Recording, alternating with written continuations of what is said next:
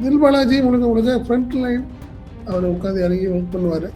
Back and work எல்லாத்தையுமே அசோக் தான் ஆண்டாண்டு காலமாக பெருவிழாவாக இருக்கட்டும், எந்த நிகழ்ச்சியாக இருந்தாலும் பார்த்தீங்கன்னா ஸ்டேஜு எல்லா விஷயங்களையும் அசோக் பார்த்துக்குவார். அவர் தான் பார்ப்பாரு. கிட்டத்தட்ட 2 பேரும் தான் அதில் ஒர்க் பண்ணுவாங்க. அதுதான் மேட்ரு. அண்ணனுக்கு என்ன பிடிக்கும் அப்படிங்கிற விஷயத்தில் அதில் தெளிவாக இருப்பார்.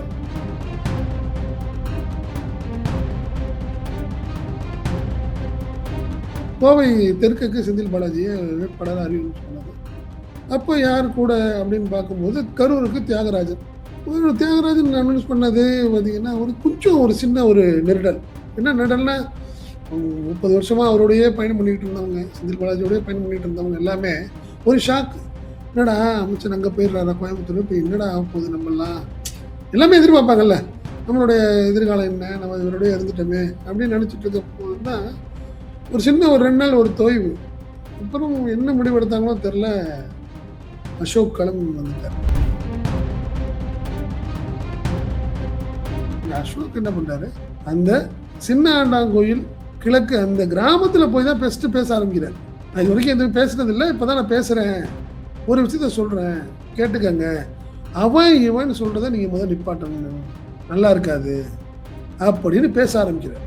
தனிப்பட்ட முறையில் யாரையும் நானோ எனது சகோதரரோ விமர்சித்தும் பார்த்ததில்லை, நீங்க பார்த்திருக்க மாட்டீங்க இல்லையா? அவரை தோல்வியுற செய்து 5 ஆண்டு காலம் அமைச்சராக இருந்து கரூருக்கு 5000 கோடியை பெற்று தந்தார். அப்படிப்பட்ட ஒரு வெற்றி வீரன் தான் செந்தில் பாலாஜி. உன்னை போல ஒரு கோழை இல்லை.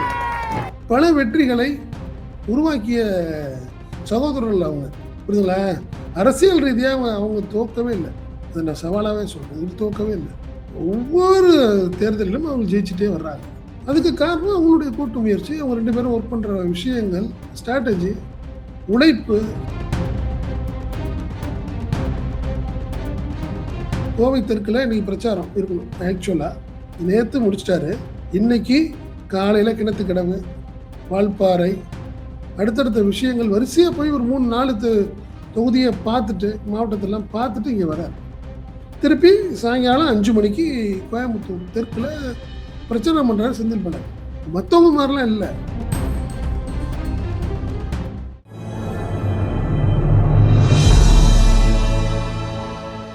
தமிழ் நியூஸ் நேயர்களுக்கு வணக்கம். இன்றைய நேர்காணலில் நம்ம இருப்பவர் தமிழ் நியூஸோட ஆசிரியர் மற்றும் பத்திரிகையாளர் திரு செந்தில் சார். சார் வணக்கம். வணக்கம் வக்கீல். வணக்கம். திரு செந்தில் பாலாஜி அவர்கள் கோவை தெற்குக்கு போனாரு. அது தொடர்ந்து விமர்சனத்துக்கு உள்ளாக்கப்பட்டு வருது. அவரும் பல ஊடகங்கள்ல பல தருணங்கள்லையும் விளக்கம் கொடுத்துட்டு இருக்காரு. தலைமை சொல்லிச்சு, நான் கட்டுப்படுறேன், என் தலைமை சொல்லி எங்க நிக்க சொன்னாலும் நான் நிற்பேன், அதனாலதான் நாங்க இங்க நிக்கிறோம் அப்படின்ற ஒரு கருத்தையும் சொல்றாங்க. இப்போ கரூரை யார் பார்த்துப்பாங்க அப்படின்ற ஒரு கேள்வியும் அதை ஒட்டி தொடர்ந்து முன்வைக்கப்படுது. இப்பவும் அந்த கருத்து விமர்சன பார்வையாக முன்வைக்கப்படுது. இப்போ கரூர்னு நம்ம பார்த்தோம் அப்படின்னா, இப்போ இதுவரை இல்லாத அளவுக்கு ஒரு வித்தியாசமாக திரு செந்தில் பாலாஜி அவர்களுடைய ஒரு சகோதரர் திரு அசோக் அவர்கள் பிரச்சாரத்துல ஈடுபட்டு கொண்டிருக்கிறார். திமுகவுக்காக அவர் வாக்குகளை சேகரித்துக் கொண்டிருக்கிறார். கரூரில் உள்ள 4 தொகுதிகளும் நாம் நிச்சயமாக வெற்றி பெறுவோம் என்று தொடர் பிரச்சாரத்தில் ஈடுபட்டு கொண்டிருக்கிறார் நம்ம பார்க்கிறோம். அவரோட சகோதரர் இந்த களத்துல நேரடியா வர்றதை எப்படி பாக்குறது? இல்ல, ஃபர்ஸ்ட் செந்தில் பாலாஜி மீது விமர்சனம்னா என்ன விமர்சனம் எனக்கு புரியல. அது தலைவர்கிட்ட போய் இல்ல தலைவரே, நான் கரூர்ல இருந்து நான் கோயம்புத்தூர் போறேன்னு சொல்லிட்டு போக முடியுமா? இது முழுக்க முழுக்க திமுக தலைமையோட ஒரு முடிவாக தான் நானும் பார்க்குறேன். இந்த விஷயத்தில் செந்தில் பாலாஜி என்ன சொன்னாரோ அதுதான் உண்மையாகவும் இருந்திருக்கும், அப்படிதான் நான் பார்க்குறேன். காரணம் என்ன, கொஞ்சம் ஒரு வீக்கான ஏரியாவாக இருக்குது. நீங்கள் போனீங்கன்னா கொஞ்சம் நல்லாயிருக்கும், கொஞ்சம் நிர்வாகிகள் எல்லாத்தையும் கொஞ்சம் தட்டி கொடுத்து வேலை வாங்கலாம், நீங்கள் இங்கேருந்து மானிட்டர் பண்ணுறதோட பக்கத்தில் இருந்து பண்ணிங்கன்னா நல்லாயிருக்கும்னு நான் நினைக்கிறேன் அப்படின்னு சொல்லியிருக்கணும். அதன் தொடர்ச்சியாக தான் அவர் போயிருப்பார், அப்படி தான் நான் பார்க்குறேன். ஏன்னா அவர் இன்னும் செந்தில் பாலாஜி விரும்பி எங்கே போயிருப்பாரா அப்படிங்கிறது என்னை பொறுத்தவரை வாய்ப்பு இல்லை. ஏன்னா அவர் ஏற்கனவே பலமுறை சொல்லிட்டார், எனக்கு ஆண்டாண்டு காலமாக கிட்டத்தட்ட 30 வருஷமாக எனக்கு ஒரு சாதாரணமாக ஒன்றிய கவுன்சிலில் ஆரம்பித்து எம்எல்ஏ மந்திரி அப்படின்னு தொடர்ந்து ஆதரவு தெரிவித்தவங்க கரூர் மக்கள் தான், அதில் ஒன்றும் மாற்றம் இல்லை. அதனால் தலைமையினுடைய விருப்பத்தின் அடிப்படையில் தான் அவர் கோயம்புத்தூர் போயிருக்காரு. ஃபர்ஸ்ட் ஆஃப் ஆல் அது ஒரு விஷயம். அடுத்தது பார்த்தீங்கன்னா, இப்போ அசோக் அவர் வழக்கமாக செந்தில் பாலாஜியின் சகோதரர், அவரும் அவரோடைய கிட்டத்தட்ட 30 வருட காலமாக பயணம் செய்வார். செந்தில் பாலாஜி முழுக்க ஃப்ரண்ட் லைன் அவர் உட்காந்து இறங்கி ஒர்க் பண்ணுவார். பேக் அண்ட் ஒர்க் எல்லாத்தையுமே அசோக் தான் ஆண்டாண்டு காலமா பண்ணியிருக்கிறார். உங்களுடைய முப்பெரு விழாவா இருக்கட்டும், எந்த நிகழ்ச்சியா இருந்தாலும் பார்த்தீங்கன்னா, ஸ்டேஜு எல்லா விஷயங்களையும் அசோக் பார்த்துக்குவார். அவர் தான் பார்ப்பாரு. கரெக்ட்டா பார்த்தீங்கன்னா, அன்னைக்கு நிகழ்ச்சி அதிகாலை 3, 4 மணி வரைக்கும் இருப்பாரு. கரெக்ட்டா நிகழ்ச்சி முடிஞ்ச உடனே கிளம்பிடுவாரு. ஓகே ஆரம்பிச்சிரும். சிஎம் வர போறாரு. இன்னும் ஒரு 1/2 அன் ஹவர்ல வந்துருவாரு அப்படின்னா, கிட்டத்தட்ட 2 பேரும் தான் அதில ஒர்க் பண்ணுவாங்க. அதுதான் மேட்டர் அதில. இவர் இருக்கப்ப அவர் இருக்க மாட்டாரு. அந்த இதெல்லாம் கணக்கே கிடையாது. ஸ்டேஜ்ல 2 பேருமே இருந்து பார்ப்பாங்க. 2 பேரும் அவரு அண்ணனுக்கு என்ன பிடிக்கும் அப்படிங்கிற விஷயத்துல அதில தெளிவா இருப்பாரு அவர். அண்ணன் எதை விரும்புவார் அப்படிங்கிறது. அதே மாரி தம்பி எடுக்கக்கூடிய முடிவுகள் விஷயத்திலயும் அண்ணன் தெளிவா இருப்பார். ரைட்டு கரெக்ட்டு செஞ்சது கரெக்ட்டு தான் அப்படிங்கிற மாரி அவங்களும் அதில தெளிவா 2 பேரும் அதில அந்த ஒற்றுமை வந்து பெரிய விஷயம் தான்னு வச்சுக்கோங்க. 2 பேரும் அந்த அளவுக்கு 2 பேரும் ஒற்றுமையா இருப்பாங்க. நான் கண்கூடா பார்த்துருக்கிறேன். எந்த ஒரு முடிவுனாலும் சரி. நீ அண்ணனுக்கு தெரியாம தம்பிட்டயும், தம்பிக்கு தெரியாம அண்ணன்ட்டயும் அந்த அரசியலே பண்ணவே முடியாது. நீங்க போய் அமைச்சர்ட்ட பார்த்து பேசிட்டு, இவர்ட்ட எதுவுமே சொல்லாம நீங்க போனீங்கனாலும், கண்டிப்பா அமைச்சர் அதாவது அண்ணன் வந்து கண்டிப்பா தம்பிய கூப்ட்டு சொல்லியிருப்பார். மாரி செந்தில் வந்தாரு. செந்தில் என்ட்ட ஒரு விஷயம் கேட்டாரு. நான் சரின்னு சொல்லிட்டேன் அப்படிங்கிறத சொல்லிருவார். நீங்க அடுத்த முறை அசோக்க நீங்க போய் பார்த்தீங்கன்னா, அவர் சொல்லுவார். ஆமாண்ணே நீங்க போய் பார்த்தீங்களாமே, அண்ணன் சொன்னாரும்பாரு. அப்படியே ஷாக்கா இருக்கும் உங்களுக்கு. என்னடா இது? அதனால அவங்க 2 பேரும் அதில 2 பேருமே தெளிவா இருப்பாங்க. அதே மாரி தம்பிய மட்டும் பார்த்துட்டு, ஒரு விஷயத்த முடிச்சுட்டு போனீங்கன்னா, அண்ணனுக்கு தெரியாது அப்படின்னு நினைக்க முடியாது. பாலிடிக்ஸ் பண்றதுக்கு வேலையே இல்ல அங்க. தெளிவான விஷயம். பட் இப்ப என்ன நடந்தது அப்படின்னு பார்த்தீங்கன்னா, திமுக தலைமை முடிவு பண்ணி கோவை தெற்குக்கு செந்தில் பாலாஜிய வேட்பாளரா அறிவிப்பு பண்ணது. அப்ப யார் கூட அப்படின்னு பார்க்கும்போது, கரூருக்கு தியாகராஜன். அவங்களும் செந்தில் பாலாஜி உறவினர் தான் கூட. பல காலமாகவே அவரும் இவரோட டிராவல் பண்றவர் தான். பல விஷயங்களுக்கு ஒண்ணு வச்சுக்கங்க. ஒரு தியாகராஜன் அனௌன்ஸ் பண்ணது பார்த்தீங்கன்னா, கொஞ்சம் ஒரு சின்ன ஒரு நெருடல்.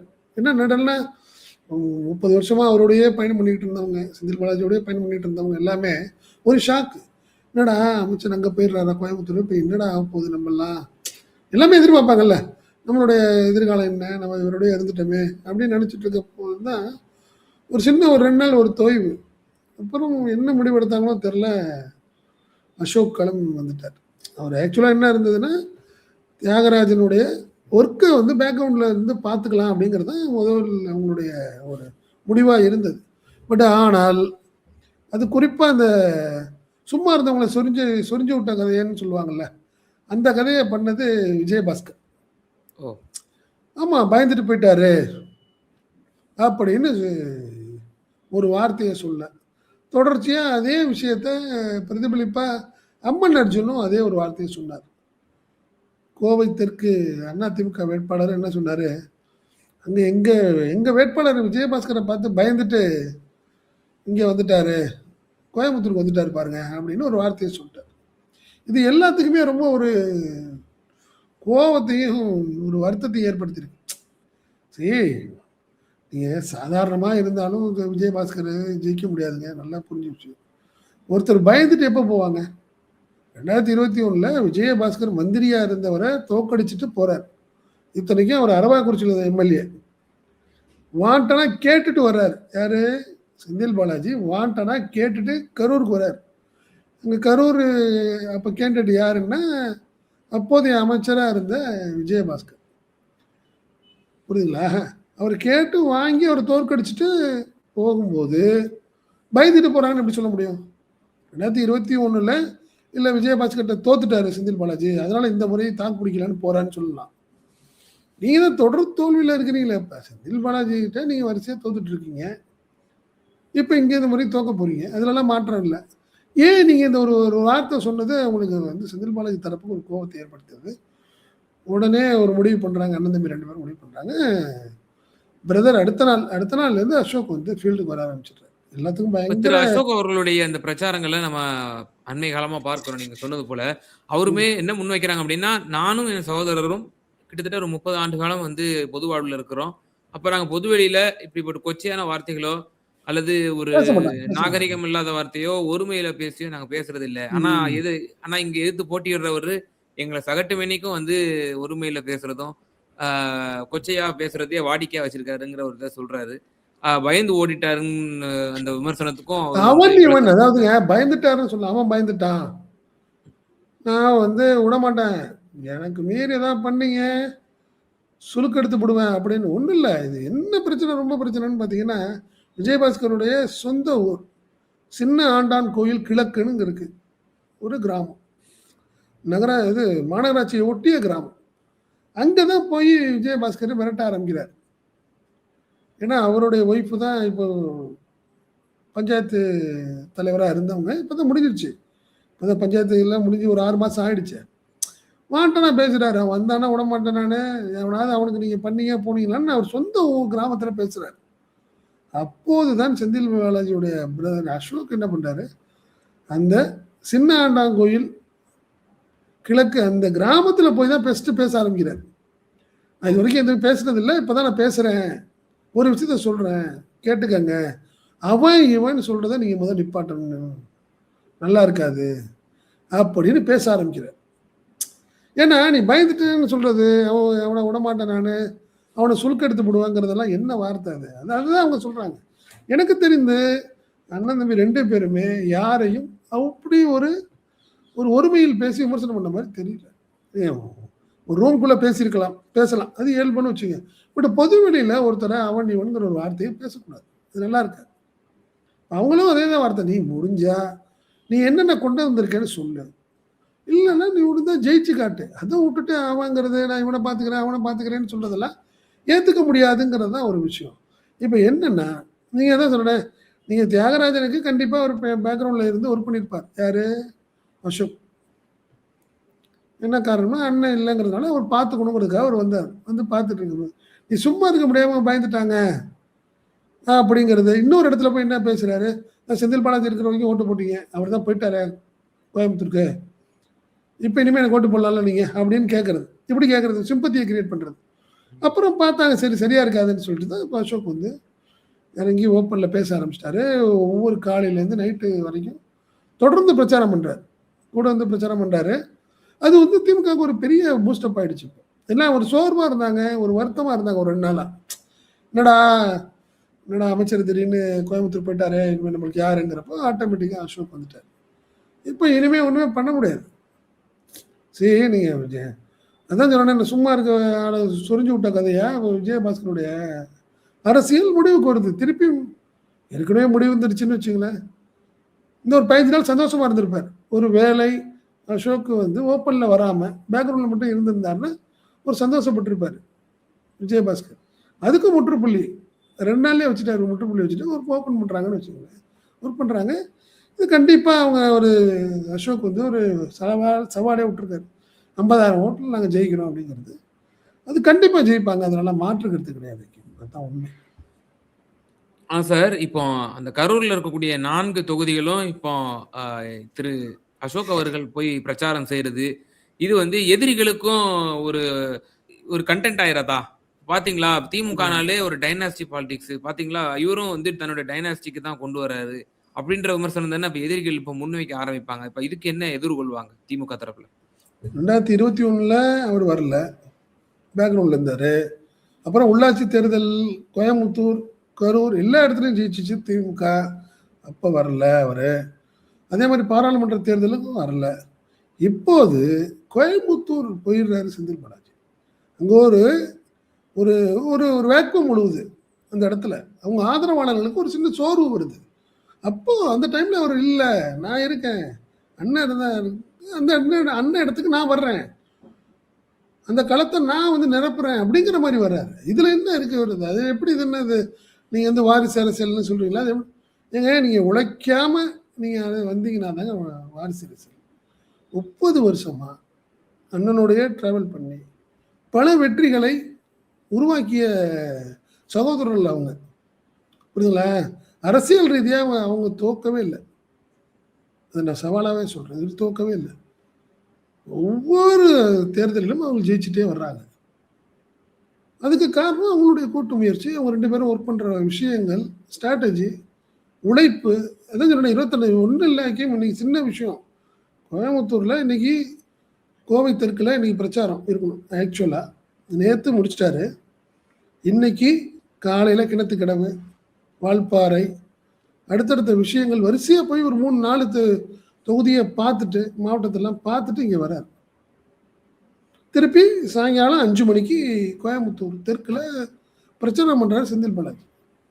மத்தவங்க மாரிலாம் இல்ல. நான் மட்டும் அப்படிலாம் கிடையாது. அவர் குடுக்கப்பட்ட 39 தொகுதி 39 தொகுதியும் ஜெயிக்கிறதுக்கான வேலைகள அவர் பார்க்குறாரு. அதனால அந்த உழைப்புக்கு வந்து ஒரு தலைமை அங்கீகாரம் குடுக்குறது தானே. நீங்க இதே விஷயத்த தான் நீங்க கலைஞர் இருக்கும்போது ஸ்டாலின் வந்தாரு. வரும்போது என்ன சொன்னாங்க? அவருடைய உழைப்பு 40 வருஷம், 50 வருஷம் உழைப்பு திமுகல வந்தார். அது வாரிசு அரசுன்னு எப்படி சொல்லுவீங்க? அந்த மாரி தான் இதையும் நான் சொல்றேன். அசோக் அவர் வந்து 30 வருஷம் ஒர்க் பண்ணியிருக்காரு. அண்ணனுடைய வெற்றிக்கெல்லாம் கூட இருந்திருக்காரு.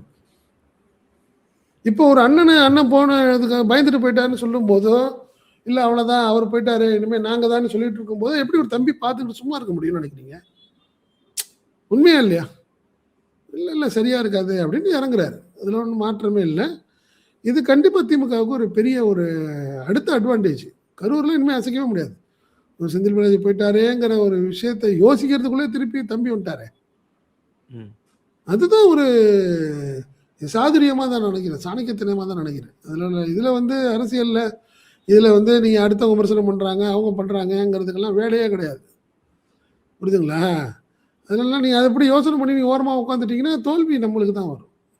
நம்ம வெற்றியை நோக்கி பார்த்துட்டு போயிட்டே இருக்கணும். இதுல விமர்சனத்தெல்லாம் பார்த்து உட்கார முடியாதுங்கிறது தான் செந்தில் பாலாஜி நேற்று கூட இதுதான் சொன்னார். இந்த கோயம்புத்தூர்லேருந்து ஆட்களை கூட்டு வந்து இங்கே வேலை பார்க்குறீங்களே அப்படிங்கிற மாதிரி கேட்டபோது சொன்னார். ஒரு ஒரு ஒரு ஒரு ஒரு 500 பேர் கூட இருந்தாங்க அப்போ பேட்டி கொடுக்கும்போது. பாருங்கள் இந்த 500 பேர்த்தில் யார் கரூர்லேருந்து வந்திருக்காங்க யாருன்னு பாருங்கள், நீங்கள் சொல்லுங்கள் யாராவது எல்லாமே அப்படின்னாரு. கரெக்டு தானே. அவர் கேள்வி கேட்கும்போது நீங்கள் பிரச்சாரத்துக்கு யார் எப்படி வருவாங்க? எல்லாமே கோயம்புத்தூர்காரங்களை கூட்டிகிட்டு வந்தால் தானேங்க கோயம்புத்தூரில் ஓட்டு கேட்க முடியும். அங்கேருந்து ஒரு 500 பேரை கூட்டு வந்து இங்கே எனக்கு கோயம்புத்தூரில் ஓட்டு கேட்க முடியுமா? நான் கரூர்லேருந்து அதெல்லாம் விமர்சனங்கள்லாம் கண்டிப்பாக வந்துட்டே தான் இருக்கு. அதெல்லாம் ஒன்றும் பண்ண முடியாது. மாஜிகளை வந்து இப்போ வீக்கெண்ட் பண்ணணும். அவங்களுக்கு வந்து ஒரு கடும் போட்டி குடுக்கணும் அப்படிங்கிறதுல என்ன ஸ்ட்ராட்டஜி இருக்கும்? இப்போ கரூர்னா எம்.ஆர். விஜயபாஸ்கர். இப்போ கோவைனா திரு எஸ்.பி. வேலுமணி. இப்போ அதேபோல இவருக்கு 35, 41 தொகுதிகள் வந்து குடுத்திருக்காங்க. அப்போ அதுலயும் நாமக்கல்ல இவரு உள்ளடங்குவாரு. தங்கமணி உள்ளடங்குவாரு. அப்புறம் பொள்ளாச்சி ஜெயராமன், இன்னும் பலரும் இருக்கிறாங்க. பெரும் பெரும் தலைவர்கள்லாம் இருக்காங்க. அப்ப அவங்கள கவுண்டர் பண்றதுக்கு என்ன ஸ்ட்ராட்டஜி எடுப்பாங்க? அதுக்கு ஏதேனும் முன்னெடுப்புகள் எடுக்கப்பட்டிருக்கிறதா? குறுகிய காலகட்டம் தான் இருக்கு. இன்னும் 2 வாரங்கள் கூட இல்ல. பிரச்சாரம்னு பார்த்தோம்னா 11 நாட்கள் தான். ஆமா. இல்ல இதுல ஒரு விஷயம் தான். ஏற்கனவே வந்து ஒரு 3 மாசமா ஒர்க் பண்ணிட்டு இருக்காரு. பூத் கமிட்டிய எல்லா ஊர்லயும் பூத் கமிட்டி மீட்டிங்லையும் செந்தில் பாலாஜி அட்டன் பண்ணாரு. புரியுதுங்களா? BL2 மீட்டிங் ஆல்ரெடி சிஎம் தலைமையிலேயே கட்சி தலைவருடைய தலைமையிலேயே மீட்டிங் நடத்தினாங்க. புரியுதுங்களா? கோயம்புத்தூர்ல நடத்தினாங்க. ஸோ நீங்கள் அந்த விஷயங்களெல்லாம் ஆல்ரெடி ஒரு சார்ட் ரெடி பண்ணிட்டாங்க. இப்படி தான் ஒர்க் பண்ணணும் அப்படிங்கிற விஷயத்த ஆல்ரெடி ஏற்கனவே பிளான் பண்ணிட்டதுனால இனிமே அவர் வந்து ஒரு சூப்பர்வைசிங் பார்ப்பார். அவ்வளோதான். இன்னைக்கு தெரிஞ்சவரை காலையில் நைட்டு சொல்கிறப்ப போய் 11:30 12 மணிக்கு போகிறாரு, வீட்டுக்கு போகிறாரு பிரச்சாரத்தை முடிச்சுட்டு. அதுக்கப்புறம் 1 ஹவர் எல்லா நிர்வாகிட்டையும் பேசுகிறாரு அப்படிங்கிறாங்க. நாமக்கல், ஈரோடு, திருப்பூர், ஊட்டி எல்லா இடமும் பேசுகிறார். கண்டிப்பாக எலெக்ஷனுக்கு முன்னாடி எல்லா இடங்கள்லையும் போய் பார்த்துருவார். 41 தொகுதியையும் பார்த்துருவார். அதுலலாம் மாற்று கருத்தே கிடையாது. இப்போ கிட்டத்தட்ட நீங்கள் கோவை தெற்கில் வந்து 50% வேலையை முடிச்சிட்டார். பிரச்சாரம் நேரடியாக போய் பார்த்துட்டார். இன்னும் ஒரு 50% தான். நல்லா பார்த்தீங்கன்னா இன்னும் 1 வாரம் தான் அவருக்கு வேலை இருக்கும். மீதி இன்னொரு ஒரு வாரம் கிட்டத்தட்ட 41 தொகுதிகளையும் மானிட்டரிங் போய் நேரடியாக ஒரு பார்வை. அது இல்லாமல் கரூரில் 4 அதையும் பார்க்கணும். நீங்கள் அந்த ஒரு காரணத்துக்காக தான் அசோக் வராரு ஆட்டோமேட்டிக்காக.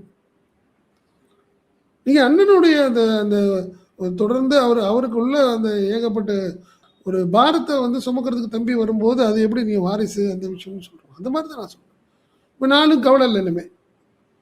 நீங்கள் கரூர், கிருஷ்ணாபுரம், அரவாக்குறிச்சி, குளித்தலை அதனாலையும் அசோக் பார்த்துக்குவார். ஆட்டோமேட்டிக்காக போகார். முதலையாவது பின்னாடி உட்காந்து ஒர்க் பண்ணுவார். நீங்கள் போங்க நாங்கள் போங்கன்னு சொல்லிட்டு இருப்பார். பட் இப்போ இல்லை, அவர் டைரெக்டாக அவர் போக ஆரம்பிச்சிட்டாரு. அது ஒரு செந்தில் பாலாஜிக்கு நிறைய வேலைகள் குறையுதில்லை.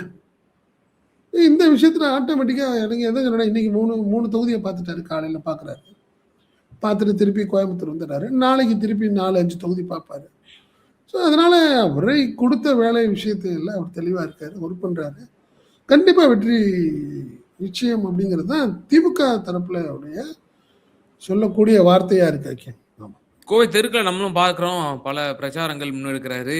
அங்க இருக்கக்கூடிய தாய்மார்கள், பெண்கள், அ இளைஞர்கள் பலரும் வந்து ஆரவாரமா திரு செந்தில் பாலாஜி அவர்களுக்கு ஆமாமா. ஆதரவு குடுக்குறாங்க. ஆழத்தை எடுத்து அவர வந்து ஆமா. வரவேற்கிறாங்க. அவருமே வந்து நீங்க சொன்னது போல பலரையும் நாம சென்னையிலயும் பார்க்குறோம். அவங்கலாம் வந்து ஒரு சின்ன ஆட்டோவ தயார் பண்ணிப்பாங்க. எல்லாத்தையும் ஒரு சின்ன ஒரு யானைய வந்து தயார்படுத்திட்டு கொண்டு போவாங்க. அவங்கள வந்து அப்படிதான் பிரச்சாரம் பண்ணுவாங்க. ஆனா இவர் வந்து பாத யாத்திரையாவே செல்றாரு. ஒவ்வொரு இதுக்கும் வந்து நடைபயணமா தான் சென்று கொண்டிருக்கிறாரு. ஒவ்வொரு வீடு வீடா போய் பிரச்சாரம் பண்றாரு. ரொம்ப எளிமையான பிரச்சாரமாவும் இருக்கிறத நம்மளால பார்க்க முடியுது. எப்படி ஒரு வரவேற்பு இருக்கு கோவை தெருக்குல. நல்ல ஒரு ஆ பெரும் ம். வரவேற்பு இருக்கு. அது நம்ம கண்கூடா பார்க்க முடியுது. அதுதான் இளைஞர்கள், பெண்கள் எல்லாருமே வரவேற்பு திமுக இருக்கு. திமுக காரங்களே இதான் விமர்சனம் பண்றாங்க. என்ன சார் கவுன்சிலர் எலெக்ஷன் மாரி பண்ணிட்டு இருக்காரு. எங்களால முடியல சார்ங்கிறாங்க. அவங்களுக்கு இது செந்தில் பாலாஜியுடைய பிரச்சாரம் வந்து இப்ப டைரக்ட்டா வந்து ஏன்னா உள்ளாட்சி தேர்தல்ல அவரு மானிட்டரிங் பண்ணாரு. நீங்க பாராளுமன்ற தேர்தல்ல அவர் இல்ல. புரியுதுங்களா? பட் இப்ப நேரடியா அவங்க இப்பதான் செந்தில் பாலாஜியுடைய பிரச்சாரத்தை நேரடியா பார்க்கும்போது அவங்களுக்கு முடியல. நான் பார்த்தேன். இது காந்திபுரம் பஸ் ஸ்டாண்ட் ஏரியால பிரச்சாரம் பண்ணாரு. பார்த்தீங்கன்னா, பல பேரால நடக்க முடியல. எல்லாம் அந்த ஆளாளுக்கு புடிச்ச வேனுகள்ல ஏறி உட்காந்துக்கிட்டு அப்படியே வர்றாங்க. இவரு மட்டும் தான் நடந்தே வந்துட்டு இருக்காரு.